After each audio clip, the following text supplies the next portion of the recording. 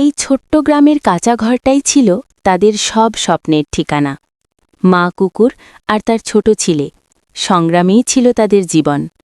প্রতিদিন ভোরে মা পুকুরে হাঁস ছেড়ে দিতেন, ছেলে ছোট ঝুড়ি হাতে ডিম কুড়াত। এই হাঁসগুলোই ছিল তাদের একমাত্র ভরসা। মা যত্ন করে ডিম পরিষ্কার করতেন, আর ছেলে সেগুলো নিয়ে বাজারে বিক্রি করতে যেত। লাভ খুব বেশি ছিল না, কিন্তু আশা ছিল অনেক বড়। কিন্তু এক রাতে হঠাৎ আকাশ কালো হয়ে গেল। শুরু হলো ভয়ঙ্কর ঝড়। বজ্রপাত আর ভারী বৃষ্টিতে পুকুরের ঘের ভেঙে গেল। হাঁসগুলো আতঙ্কে ছুটে পালাতে লাগল। দরজায় দাঁড়িয়ে মা ছেলে অসহায় চোখে দেখছিল তাদের সব পরিশ্রম ভেসে যাচ্ছে। সকালে উঠে দেখে অর্ধেক হাঁস নেই।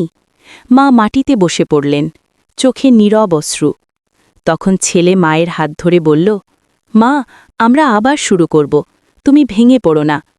পরদিন থেকেই তারা নতুন করে ঘের বানাতে শুরু করল। ছেলে স্কুল শেষে হাঁসের খাবার জোগাড় করত, মা দিনভর কাজ করতেন। ধীরে ধীরে হাঁসের সংখ্যা বাড়তে লাগল, ডিম বাড়ল, আয় বাড়ল। সংগ্রাম থেকেই জন্ম নেয় সবচেয়ে বড় স্বপ্ন, হৃদয়।